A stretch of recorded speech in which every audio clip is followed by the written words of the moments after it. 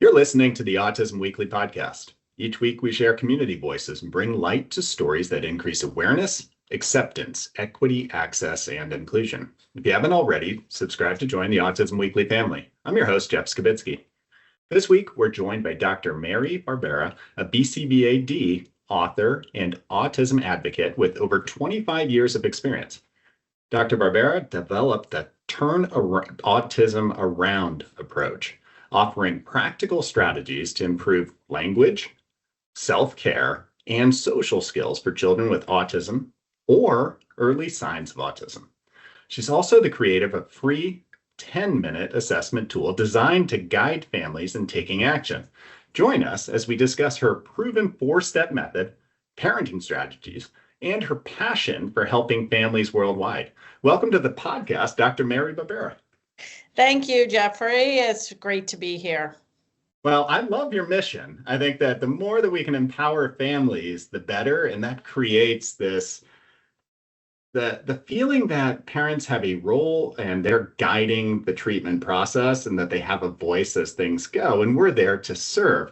But before we go down that whole approach of empowering families, I'd love to hear from you. What brought you into this line of work? What inspired you initially? Because we all have that story of passion, of wanting to give back, but what drove you here? Yeah, so I often say I fell into the autism world, quote unquote, in the late 1990s when my firstborn son, Lucas, started showing signs of autism. At the time, I was a registered nurse, married to a physician, and I didn't want to hear the word autism. In my first book, I talk about like when he said the word autism, my husband, I said, I never, ever want to hear the word autism again. And I went into a deep state of denial and missed a critical window of time when I could have been intervening. However, Lucas, went to typical preschool when he was 2. He did speech therapy. He didn't look that impaired to anyone. And it was back in the late 1990s, before social media, the internet was just starting. I was just hoping that it would just get better. But in the meantime, from 21 months when my husband first mentioned the possibility of autism until the day before he was 3, when he was diagnosed with moderate severe autism,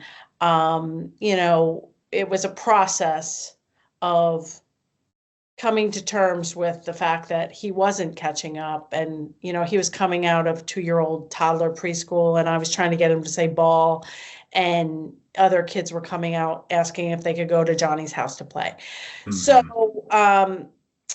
So that's my fall. And then very rapidly, because I had a master's degree in nursing administration and managed a nursing unit at the University of Penn Hospital and Jefferson Hospital and, all that medical background. And I was always in the neuro field of being a registered nurse, and rehab and neuro and multidisciplinary evaluations and goals. And so it really came naturally. I'm like, okay, what do we got to do?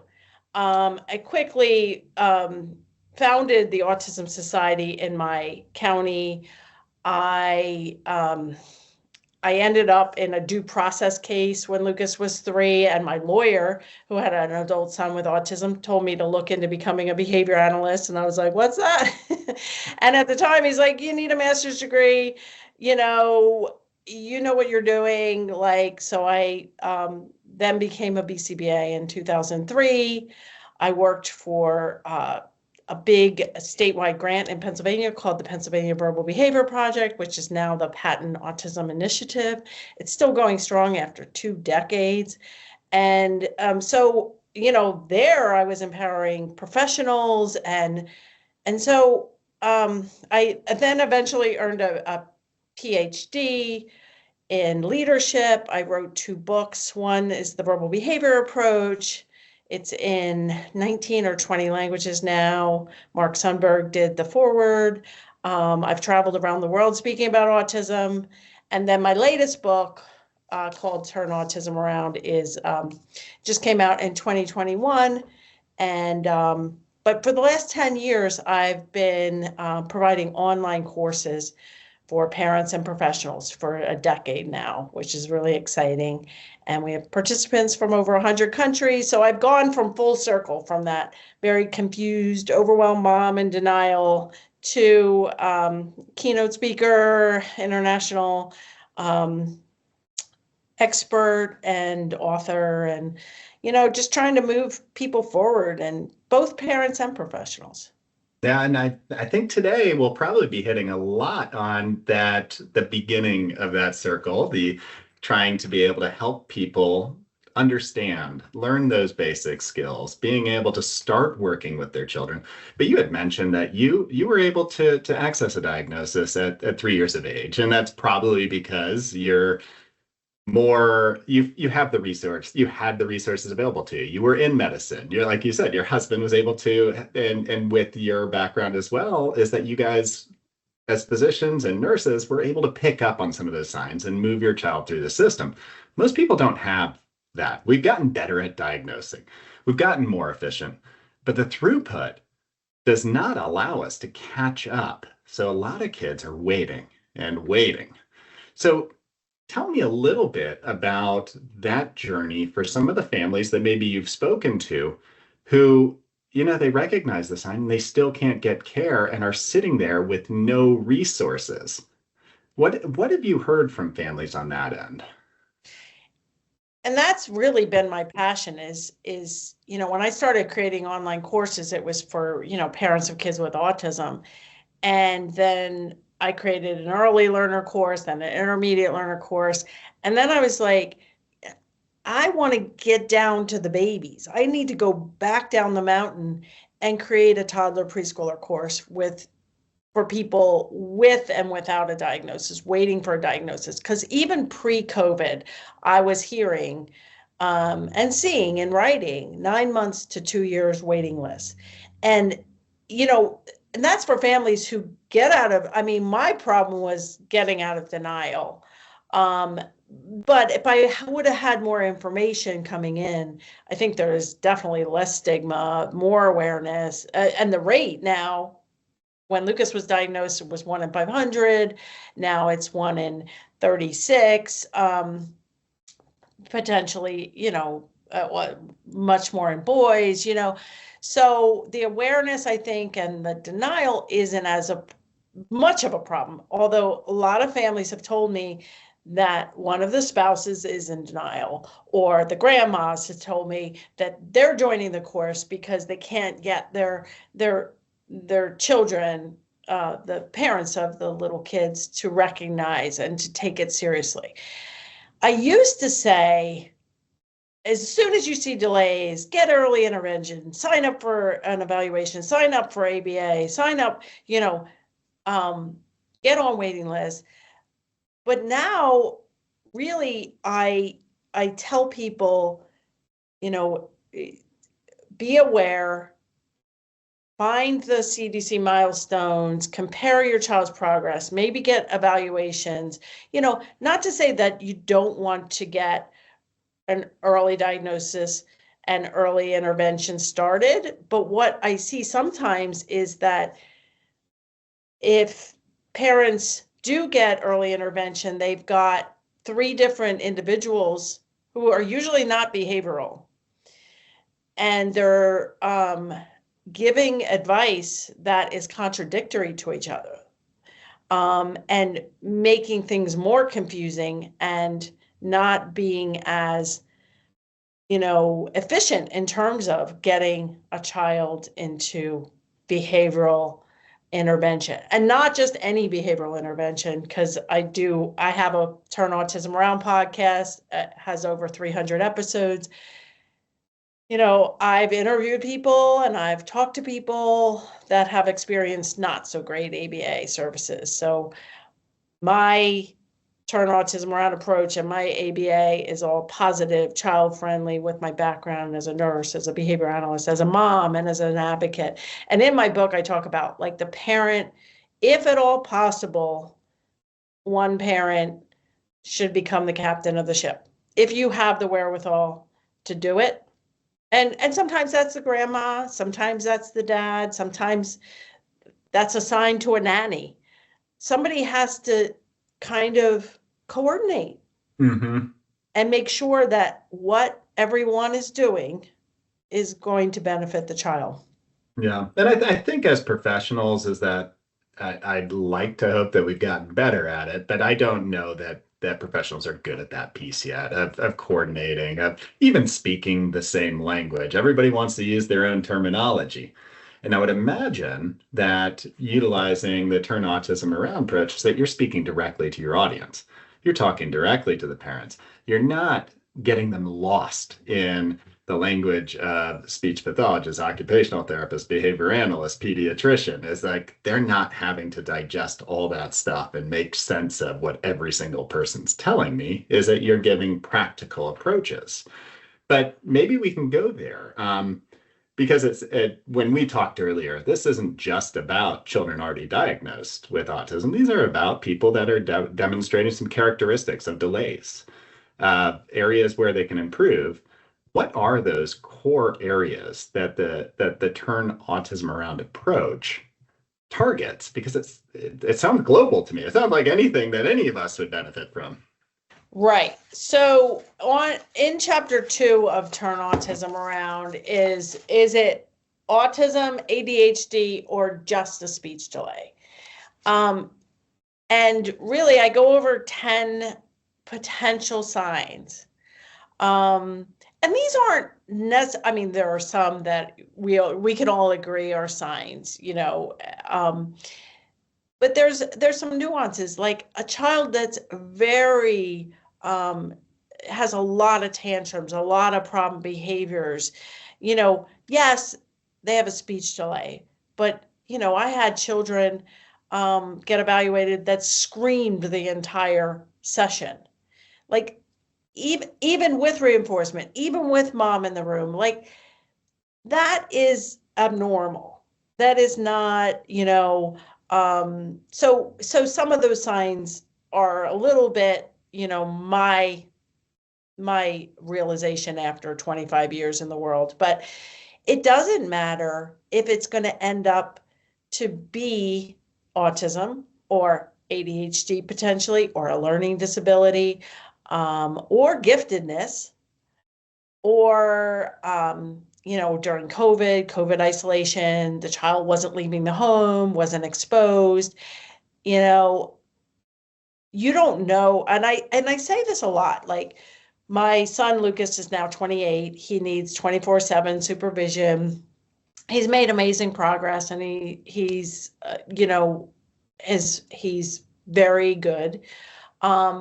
And his younger brother, who's 18 months younger, Spencer, has now become a physician. He is, he was gifted, he was social, he was the leads in the shows. But when Spencer was little, he was kind of obsessed with trains. He was.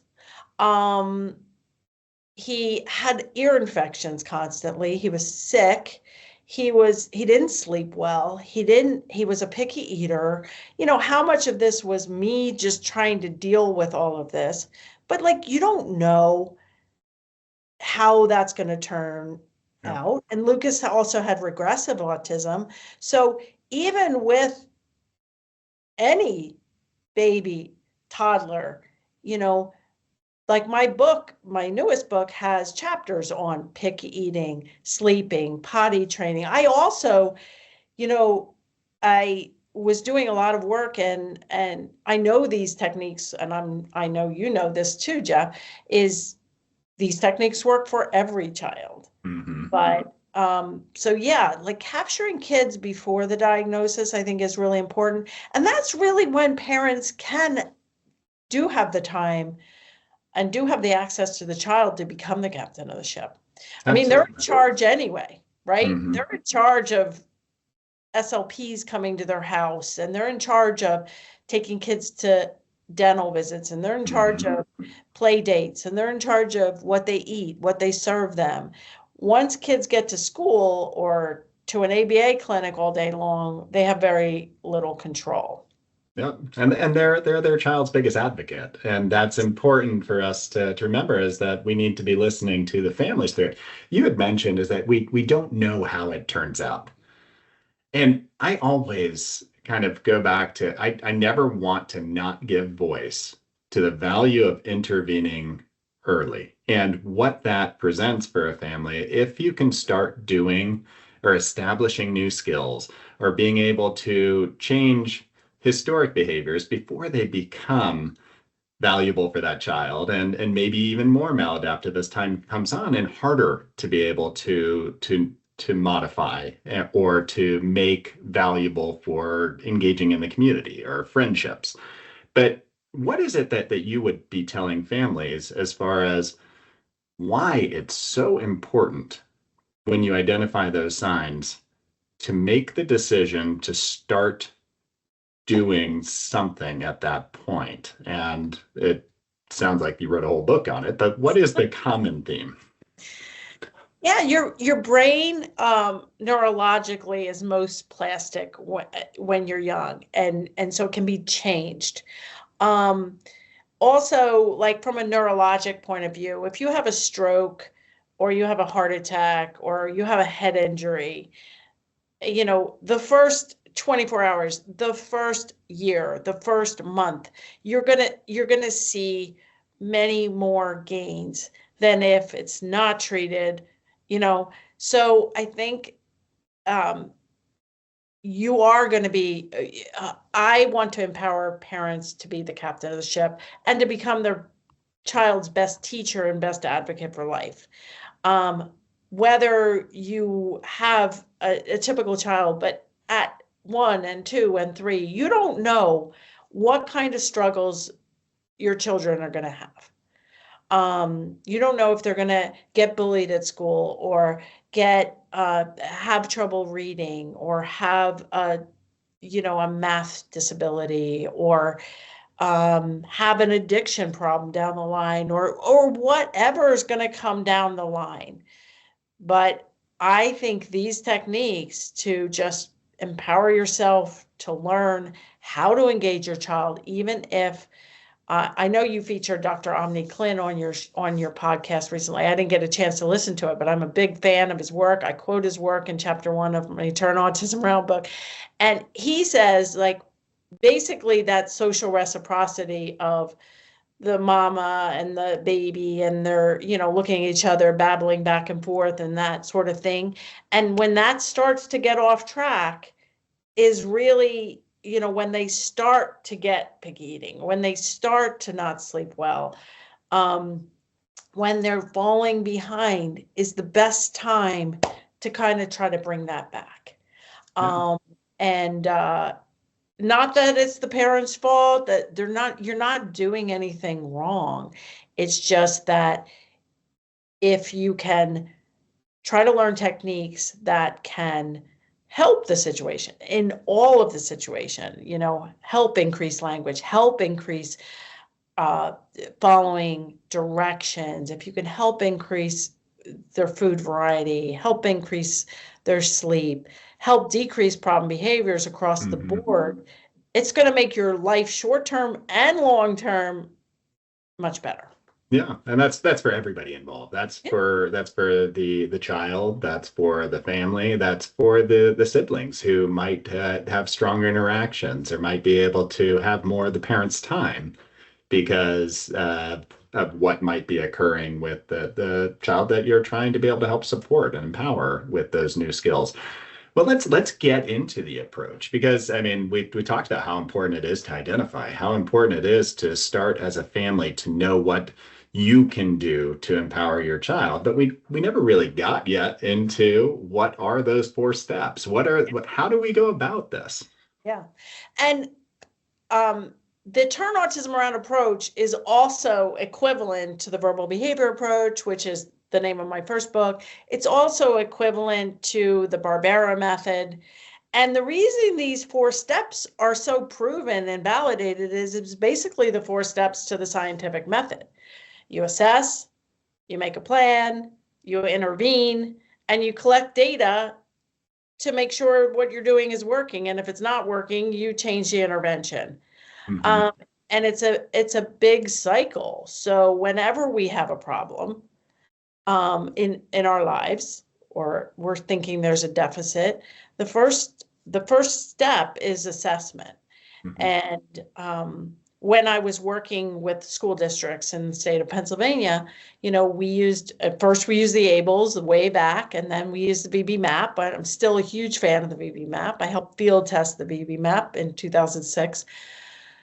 So, and that's all great, but a lot of times the VB map, especially for level 2 and level 3 learners, takes hours and hours and takes a lot of expertise. And so over time, I developed my own assessment, a snapshot assessment, Hmm. which it's in the appendices for the verbal behavior approach. It's a 5-page assessment. I took that, and on page 49 of Turn Autism Around is a 1-page assessment. And then in 2022, because I was in a mastermind with other online entrepreneurs outside of the autism world, a lot of them were creating software. And I was like, I want a software. So I spent a lot of money and a lot of time taking my 1-page assessment and building software, which is now it was called the Turn Autism Around Assessment, but this is really not about autism. It's about finding strengths and needs, finding delays potentially. It's now called the Barbera Early Childhood Assessment, and with the acronym BECA, BECA. It's not validated yet, but I am working with researchers to hopefully get that validated and a reliable tool. It is software that I said would be free for the first 1,000 people, and now we've had over 50,000 people take it, and it's still free at the time of this recording anyway. marybarbera.com/assessment. You can take it, you can retake it. We have really amazing pre and post scores, and it identifies scores in 3 main areas: self-care and adaptive skills, eating, sleeping, potty, grooming, and dressing. Hmm.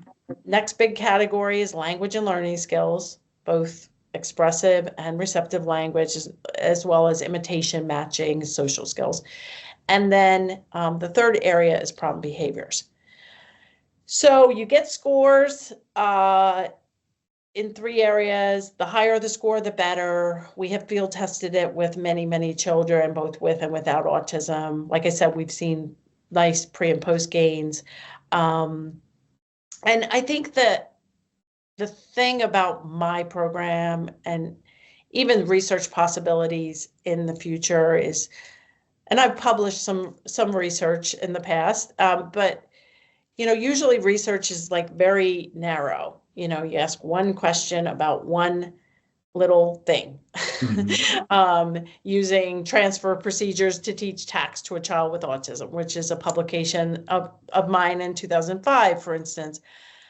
Asked one question, used one subject, but my approach works on all of these things all at the same time, and doesn't require a doctoral level BCBA to work on it. Not to say Hmm. that they won't eventually need ABA and a doctoral level BCBA to figure things out. But if we can get families before the diagnosis empowered and working on this, I mean, I've had, people say, one of the testimonials is, she started this, and then the early intervention professional came in and they were like, it's like you had 20 intervention sessions already from a month ago when I saw him.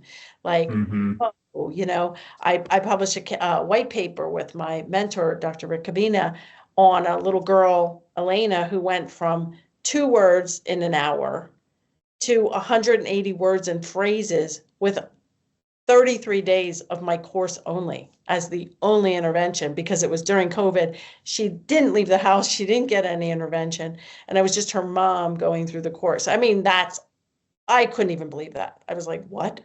Um, but That's awesome. That's what you want to hear. yeah, I mean, I'm like, I know my stuff works, but that sounds unbelievable. You know what I Yeah. mean? And Hmm. not that everybody's going to make those gains. But you know what? Any gains are good gains, right? Yep. And any step forward. And so I'm really excited to just keep getting the word out that I, I have a program.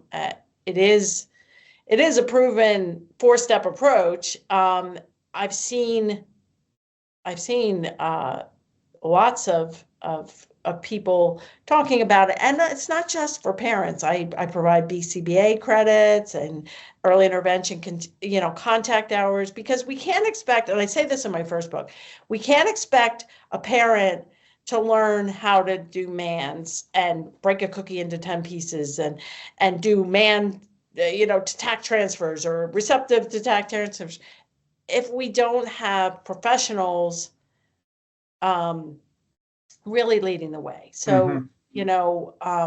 I know my approach is different. It's different than if you just use a VB, unfortunately, a lot of professionals still, don't know about my approach, and that's fine. Like I tell my participants, my online course, like if you can search for people that use the VB map, that use a verbal behavior approach, you're at least getting a little closer to my approach. But then if you could layer my approach on and really work with the families, because Hmm. now the families, at least the families that take my courses and really go all in, are getting to be quite the experts.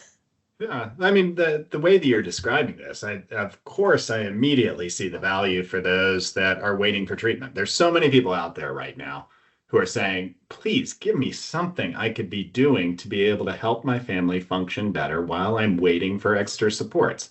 And this would fit that gap. But it sounds like it's also fitting the gap of that continuity of empowerment of the family to be actively involved in decision making, being able to make their own behavior changes going on, and potentially to be able to fade out of any sort of intensive care quicker because they are able to empower themselves, empower others, and be a part of that change process from day one and incorporate and modify their environment for more learning opportunities, more success in the absence of clinicians in their home. Is that pretty accurate that it's hitting on both those Yeah. areas? I mean, even if you have the best of the best ABA therapy, in school or in clinic for 8 hours a day, 6 hours a day, Hmm.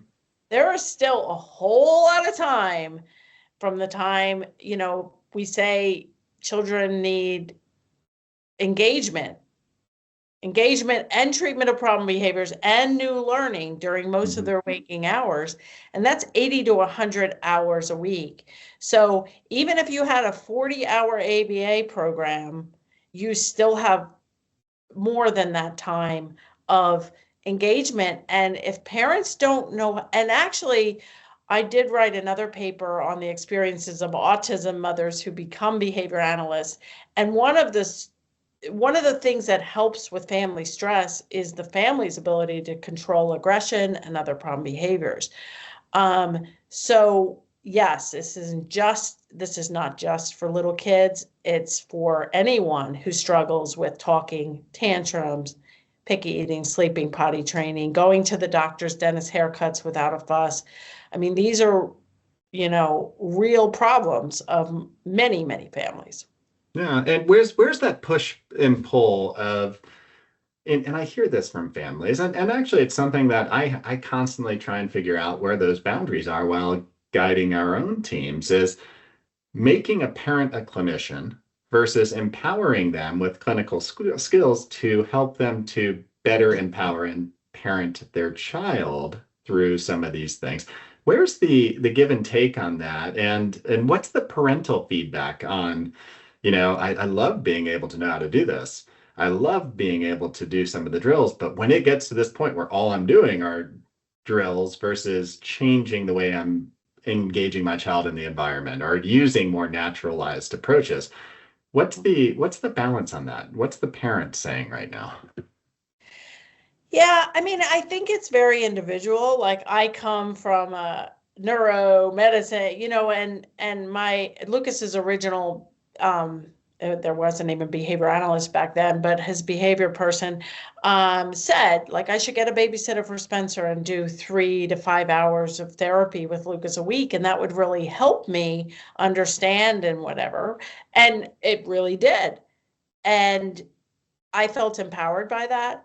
Not everyone is going to have the skills or the motivation to do that, and that's okay. And it's not about, I tell the families, like, you want to be the captain of the ship, but you're not going to see me, like, as a mom sitting down for 6 hours a day and doing therapy with my son. Like, I don't recommend that. I recommend, you know, starting, and we have a whole process for table time where it's fun. It's mixture of natural environment and intensive teaching, and um, and then taking those skills and being able to go to the grocery store and label apple and those sorts of things. And but then at that point, when he needs, 3 hour 2 blocks, um, then it's past time when we get ABA therapy. I'm working, I have a high touch coaching program as well. And I was just meeting with a family, the mom's a physician, and she had a behavior tech there, and a BCBA on the call with me. And that behavior tech is 3 hours in the morning and 3 hours in the afternoon or evening. And they were wondering, like, how much table time, how much, you know, what's the flow going to look like? And mom even said that on the weekend she has this is a 2-year-old child who really needs a lot of intensive, like, he needs a lot of structure. Yeah. If you just, like, expect natural environment to go well, it's not really doing it. So she said even on the weekends she's feeling like she needs to, like, engage him more in structure and table time and stuff. So I said to the therapist, you're there to work, like, so, it's not like we never want a child forced into sitting at a table or anything like that. It all has to be fun. And if it's not going well, our instructions off our demands or reinforcement.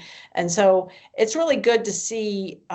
So yeah, I don't force people to become clinicians. I don't, it's a very unique role though. It But is. there does need to be kind of a captain of the ship, manager of the whole thing, Absolutely. for it to go the best it can go.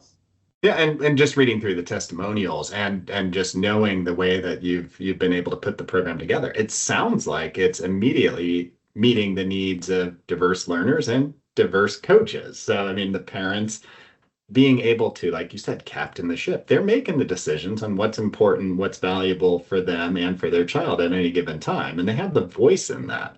So it becomes more individualized to what the needs are of the child and the family. Does that tie directly into the assessment as well as is it tied to the assessment and the planning of any sort of treatment that the parent might be doing? Yeah, so once you do the assessment, that Becca assessment is really the core of things. We also do language samples pre and post the course. Some kids need language samples every day, every week, every month. We do a couple videos pre and post, so we have that permanent product. But then we take the Becca and we go line by line. And this is even in my book. We go first column, okay, safety, that's a need. We put that on the needs. Okay, picky eating. No, he's good with picky eating. He's not addicted to a pacifier. Okay, eating is a strength. And we go line by line because the child could be 18 months, he could be 8 years old, he could be 18. It doesn't matter. We just have to find each person's strengths and needs and then make a plan and help things get better. So it is very individualized. And yes, my Becca assessment is really the core of finding your starting or restarting point. Like, it doesn't have to be, you could have the best thing going, but if you're still struggling in this area, it doesn't cost anything. Just get started with the assessment and take it from there. And, there's more learning. I mean, the book, the online course, I've got thousands of videos, millions of YouTube views. Like, there's all kinds of learning, the online courses, high touch coaching. I'm creating things. I would love to have more professional certification or something like that. We've tried some renditions. We have a couple coaches now that are well trained. And down the line, as the need for Barbera method or whatever we're going to call it, grows, we need people.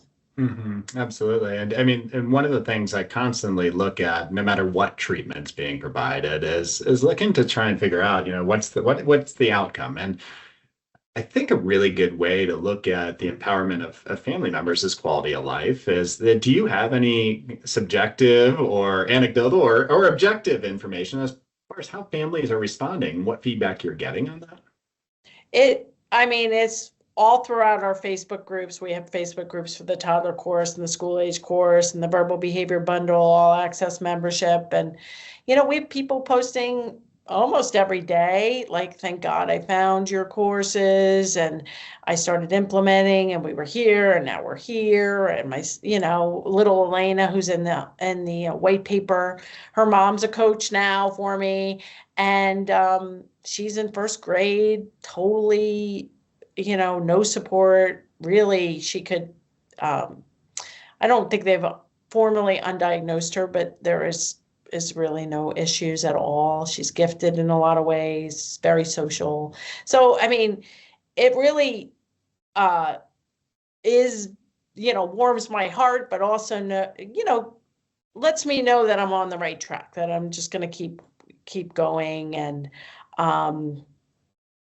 yeah, so this is my plan. Just keep going, try to get some real research. I mean, one of the reasons I published my white paper, which does have standardized speech scores pre and post, language samples that are a part of my course pre-post during COVID. I tried to get that published. My mentor, Rick Cabina, and I tried to get that published in a peer-reviewed journal. And, not a great design because it was like a retrospective case study, but more of you have a vested interest into proving your stuff works. And it's like, so that's one of the reasons I created the software, quite frankly, is because I know it works. And it's just a matter of now attracting researchers. I do have a few researchers that are interested, and we've been in meetings, but I have a lot of data. I have a lot of subjective reports.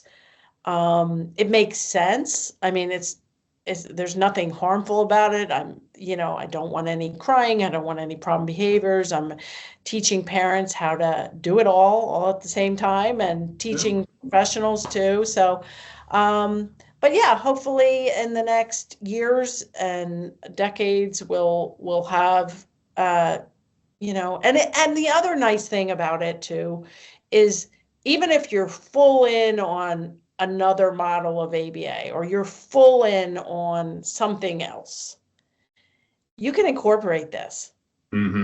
Families could incorporate this without the professionals. I mean, it's ideal if everybody kind of incorporates the same thing for the child so the child can do the best, but it's not the kind of thing where you have to just stop everything you're doing and incorporate this whole new way. You can go as slow or as fast as you want. Yeah, I mean, just immediately just looking at what you've created as that I look at the accessibility of care already being a positive step in the right direction, is that you're empowering more people to get care earlier or to be able to start care when there are no providers that are even in the area. But you're also broadening the community of supports. And the biggest one being the parental supports, is that now they have a way to be able to continue whatever it is that you're working on from morning to night, every single day, where there's consistency. And that's so important for any of the children, whether they're diagnosed autistic or not. Consistency is such a wonderful thing for a child to have, to be able to develop a new way to engage their environment. So I appreciate all the work that you're doing. Is there any I don't know, website that people should be jumping to, or other resources that folks need to know about on this topic that you can guide us? Well, my website is marybarbera.com, and I have thousands of videos and podcasts. So when people post on different groups, and say, "Oh, anybody have any, thing on picky eating?" And then somebody will tag me, or, you know, the most efficient way, because if you have a question about autism or signs of autism, I probably have a video on it. So just type in search or go to my website, marybarbera.com, in the magnifying glass at the top. You can search exactly what you're looking for there. You can also just do a Google search, Mary Barbera, Mary Autism, and then the topic. Response to name, chewing and mouthing, pica, biting, tantrums, you name it. I probably am addressing it. And if I don't, email us and maybe we'll do a video.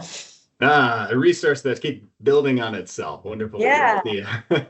But instead of tagging me, because I don't have time to go and everything, and, do your own, what would Mary say? You can find it. And I probably have like a little video that just sums it up. And then you could send that to a parent. Parents in denial. How do I get them out of denial? I was in denial. I understand how to get people out of denial. Yeah, well, I appreciate the insight, the effort that you put into creating these wonderful products, but then also the time that you've given us today to help spread that message. So, Mary, thank you so much for joining our podcast today. Thank you so much. Thank you for listening to Autism Weekly. We hope you tune back in next week to learn more about autism in the real world. Autism Weekly is now found on all the major listening apps, including Apple Podcasts, Google Podcasts, Stitcher, Spotify, Amazon Music, and more. Subscribe to be notified when we post a new podcast. Autism Weekly is produced by ABS Kids. ABS Kids is proud to provide diagnostic assessments and ABA therapy to children with developmental delays like autism spectrum disorder. You can learn more about ABS Kids and the Autism Weekly podcast by visiting abskids.com. Thanks for tuning in. See you again next week.